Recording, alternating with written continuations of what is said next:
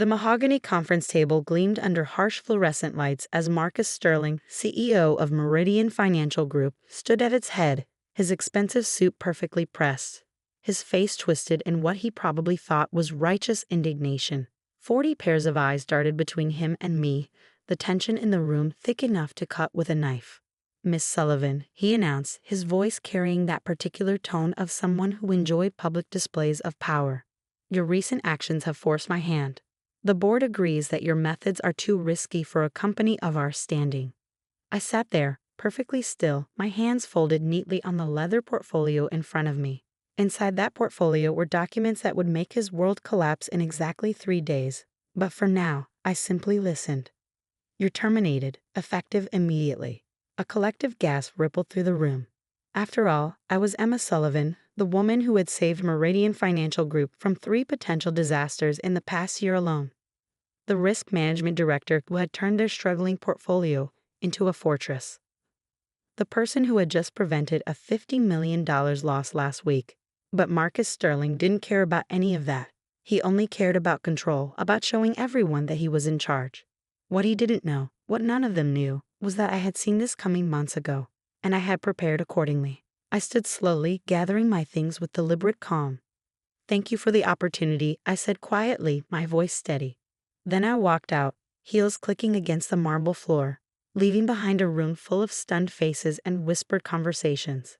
It was exactly 9:17 a.m. on a Tuesday morning, and phase 1 of my plan was complete.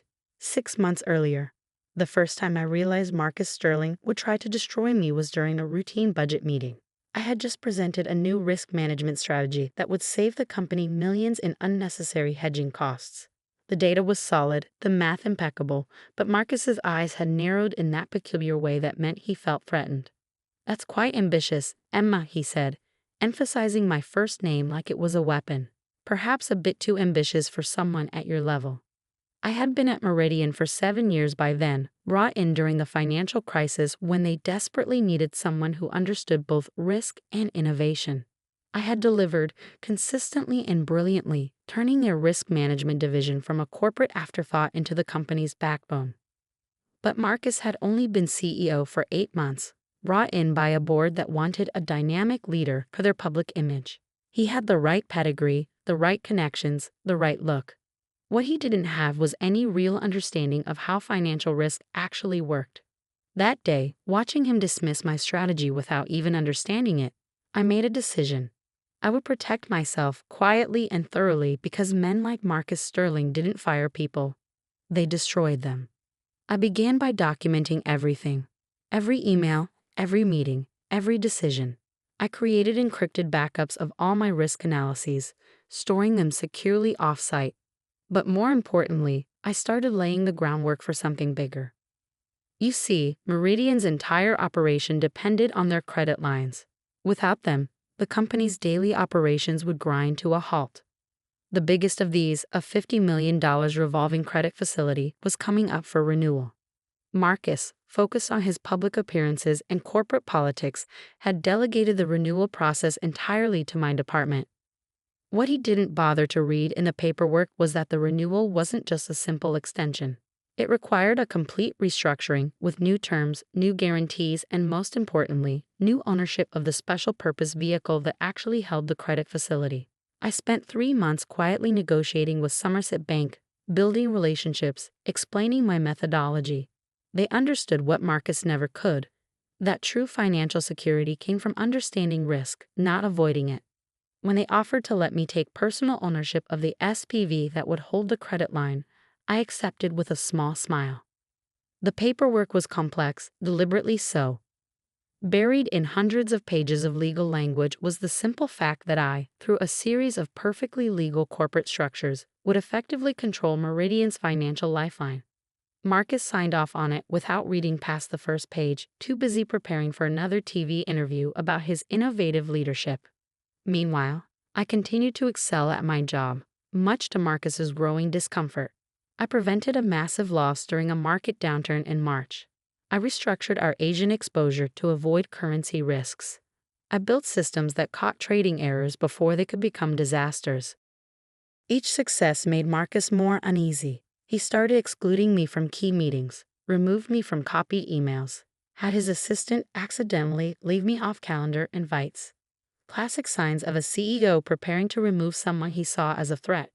The final straw came last week. Our trading desk had taken a massive position in emerging market derivatives, authorized directly by Marcus without consulting risk management. When the markets turned against us, we were looking at a potential $50 million loss. I spent 48 hours straight at my desk, analyzing patterns, running scenarios, building hedges. In the end, I not only prevented the loss but managed to turn it into a small profit. The traders called it brilliant. The risk management team called it inspired. Marcus called it unnecessarily complicated and dangerously aggressive. That's when I knew my time was running out. I could see it in the way he stalked the halls, in the whispered conversations that stopped when I walked by, in the sudden requests for detailed reports on all my methodologies. So I prepared. I updated all my documentation. I confirmed my control of the credit facility. I made sure every single action I had taken was not only legal but provably necessary for the company's survival. Then I waited. The email came last night. Mandatory all-hands meeting tomorrow at 9 a.m. No agenda. No explanation. Classic ambush tactic. I arrived early, dressed impeccably in a charcoal gray suit that had cost me a month's salary. Image matters in finance, especially when you're about to let someone underestimate you for the last time. The room filled quickly. Department heads, senior managers, even some junior staff. Marcus wanted an audience for this. He wanted to make an example of me. I watched him stride in at exactly 9 a.m., flanked by 2 security guards and someone from HR. He didn't even try to make it look professional. No private conversation, no dignified exit. He wanted a show. And now here I was, walking out of Meridian Financial Group for what they thought was the last time. Security escort behind me, cardboard box in my arms for theatrical effect. Anything important had been removed days ago. Employees peeking out from behind their monitors to watch my walk of shame. I kept my head high, my pace steady. The security guard, Jim, who had always been kind to me, looked uncomfortable.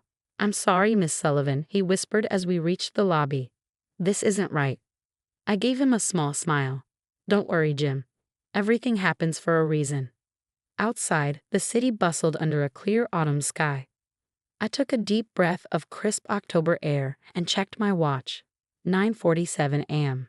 In exactly 3 days, Marcus Sterling would learn what real risk looked like.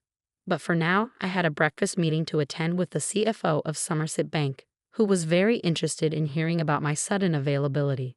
I slipped into the back of my waiting car, not a taxi, but a private town car I had arranged the night before.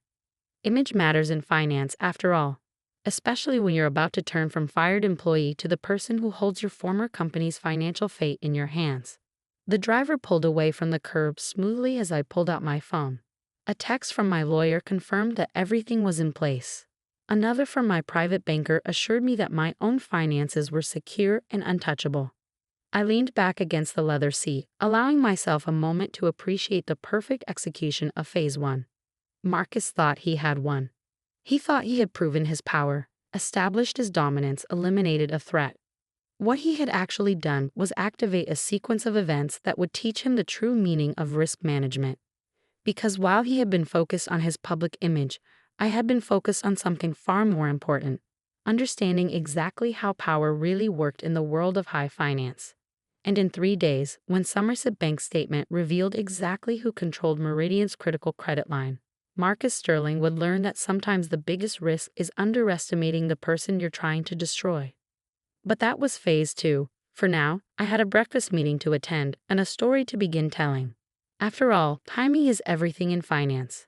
And my timing was perfect. The Somerset Bank executive dining room had that particular kind of hushed elegance that only old money could create. Crystal glasses caught the morning light, white tablecloths draped with mathematical precision, and the subtle scent of fresh coffee mixed with power and privilege. William Hayes, CFO of Somerset Bank, stood as I approached the corner table. His handshake was firm, his smile genuine. "Emma," he said warmly, "I heard about this morning's theatrics at Meridian." I settled into the leather chair across from him, accepting a cup of perfectly brewed coffee from a discreet waiter. News travels fast in financial circles. especially when someone makes a mistake as colossal as Marcus Sterling just did. William's eyes sparkled with a mixture of amusement and anticipation. I assume everything is proceeding according to plan? I took a small sip of coffee, savoring the moment. Phase 1 is complete. Marcus did exactly what we expected.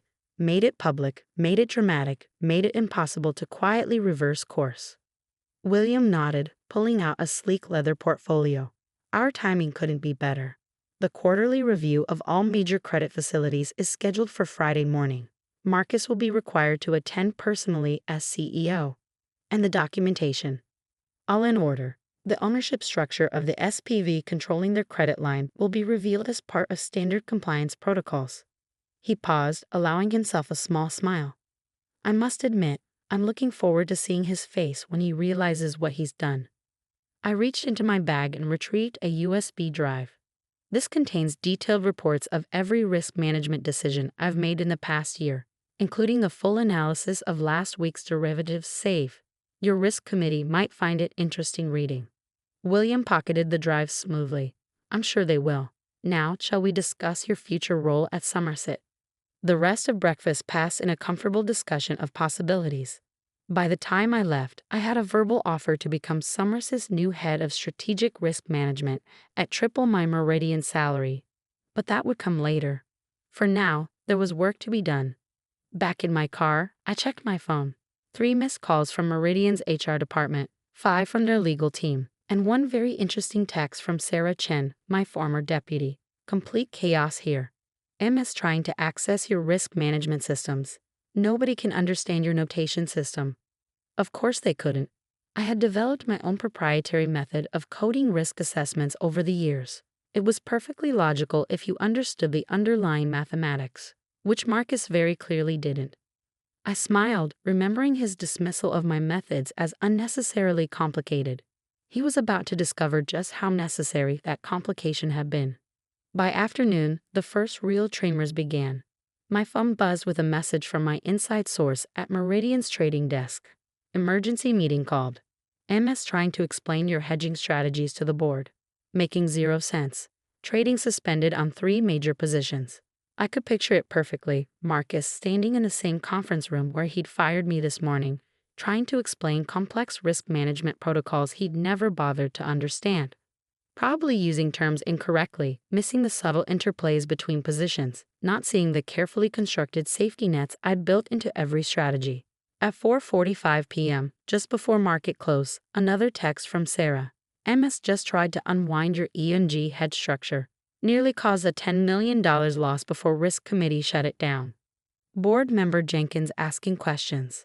That would be Catherine Jenkins, the only board member with actual banking experience. She'd always understood my work, even as she'd been outvoted by Marcus's supporters. Now she would be starting to see the full picture. I spent that evening in my home office, a glass of expensive bourbon at my elbow, watching the pieces fall into place. My lawyer called to confirm that all my work at Meridian was properly documented and legally protected. My private banker reported unusual activity. Meridian's Treasury Department making inquiries about certain structured finance vehicles. They were starting to look, starting to dig, but they were already too late. Day 2 began with a series of increasingly urgent emails from Meridian's legal department, all marked strictly confidential, urgent response required. They wanted to discuss terms of my departure, wanted to ensure a smooth transition, wanted to maintain positive professional relationships. I archived each one without responding. Timing was crucial now, and silence was my most powerful weapon. Mid-morning brought more news from Sarah. MS called emergency risk committee meeting. Tried to blame you for hiding critical information. Catherine Jenkins shut him down hard, demanded to see full credit facility documentation. I could almost hear Marcus's expensive shoes pacing across his office floor. He would be starting to feel it now, the first real tendrils of fear. His attempt to blame me would have backfired, making him look either incompetent for not understanding his own company's risk structures or negligent for not properly overseeing them. By lunch, the situation had escalated. William called from Somerset. Your replacement at Meridian just tried to access the credit facility documentation. Our compliance department, following standard protocols, informed them that any changes or access requests would need approval from the facility's controlling entity. And how did they react to that? I asked, already knowing the answer. Complete confusion. Apparently, Marcus Sterling himself got on the phone, demanding to know why he needed approval from anyone for his own company's credit line. I smiled, picturing Marcus's face turning that particular shade of red it got when things didn't bend to his will. I assume your team maintained proper protocol. Of course, they simply referred him to the standard documentation. Documentation that he signed, might I add, without reading. The afternoon brought more chaos. Meridian's stock price started to wobble as rumors of risk management issues circulated through the market. Nothing concrete, nothing actionable, just enough uncertainty to make traders nervous. Sarah's updates became more frequent. 2:15 p.m. Emerson closed-door meeting with board. Lots of shouting. 3:30 p.m. Legal team requesting all risk management documentation from last 6 months. 4:45 p.m. Trading desk frozen. Nobody willing to take positions without your sign-off protocols. I spent the evening reviewing my documentation one final time, making sure every detail was perfect. Tomorrow would bring the quarterly review at Somerset, and with it, the moment Marcus Sterling discovered exactly what his hasty power play had cost him. My phone buzzed one final time before midnight. A message from Catherine Jenkins herself. Starting to understand what really happened here. Would like to meet privately tomorrow after the Somerset review. This isn't over. No, I thought, setting my phone aside and pouring another bourbon. It certainly isn't. Day 3 dawned clear and cold. I dressed carefully in a black Armani suit that cost more than most junior analysts made in a month. Image matters in finance, especially on days when you're about to turn the tables. I arrived at Somerset Bank 30 minutes early, using my new executive access card to enter through the private entrance. William met me in his office, looking impeccable and slightly amused. Marcus Sterling and his team just arrived, he reported. They're in the main conference room, trying to look confident. The risk committee is reviewing your USB data now. He paused, allowing himself a small smile. The timing of your firing couldn't have been better. Makes the whole reveal much more dramatic.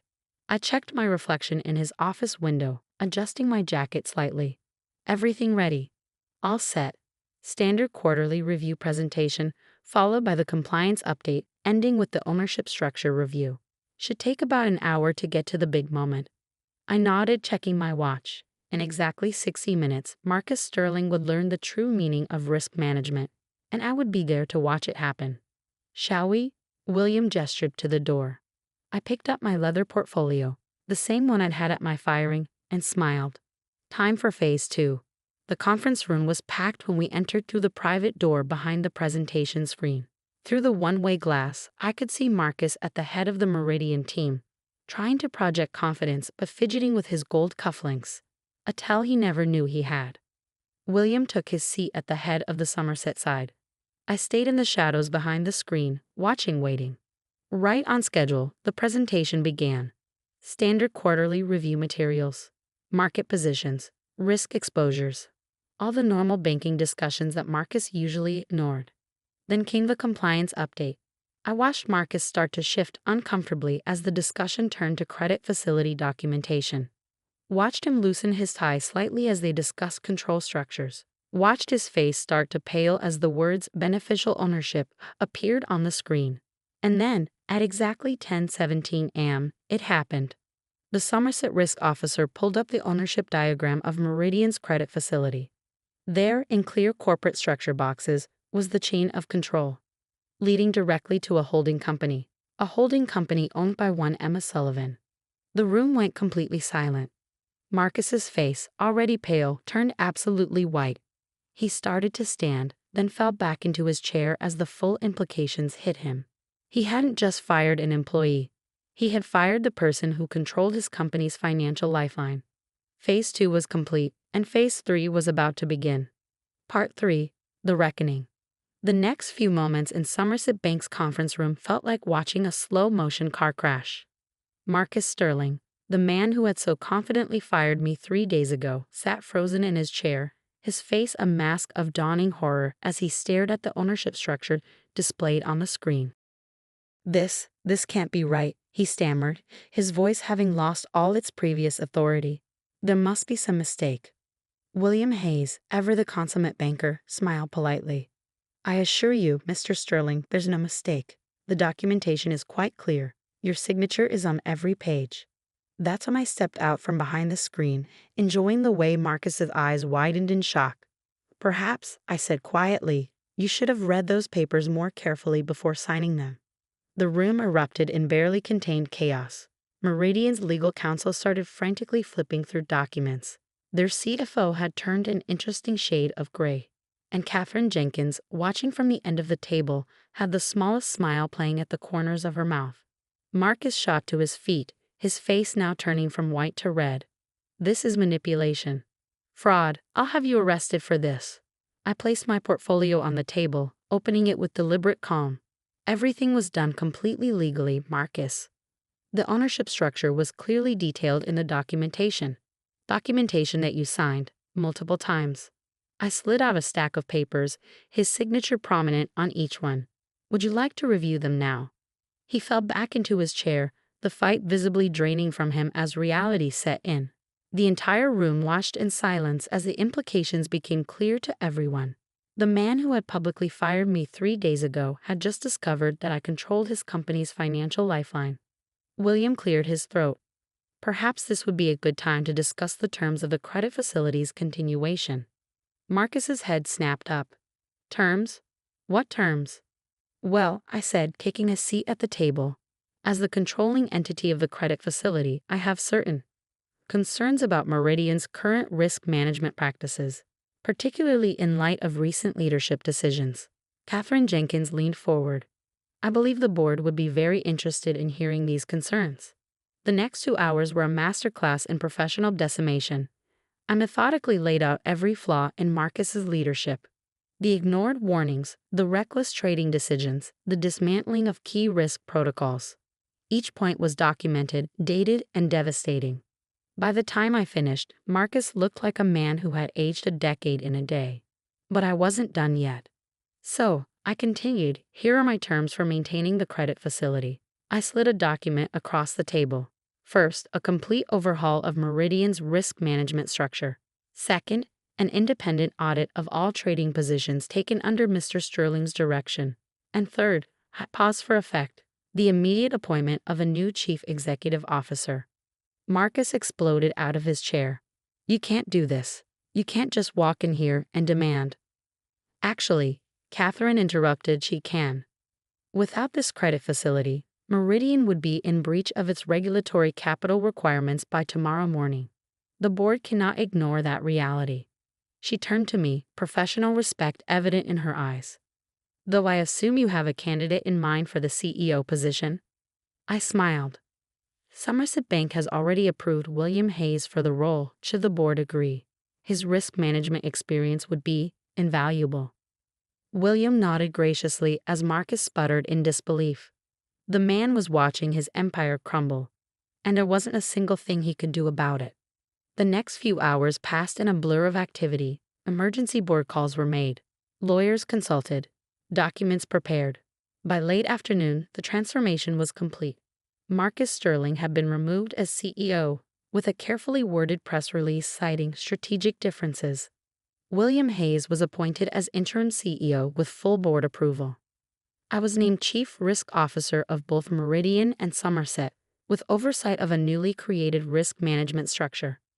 And most satisfyingly, every person Marcus had fired or pushed out over the past 8 months was being contacted about returning to their positions. As the sun set over the city skyline, I stood in what had been Marcus's office, now temporarily mine until William took over next week. Katherine Jenkins knocked on the doorframe. That, she said, entering with 2 glasses of expensive scotch, was the most elegant corporate takedown I've ever witnessed. I accepted the glass with a small smile. Sometimes the best risk management strategy is to let others underestimate you.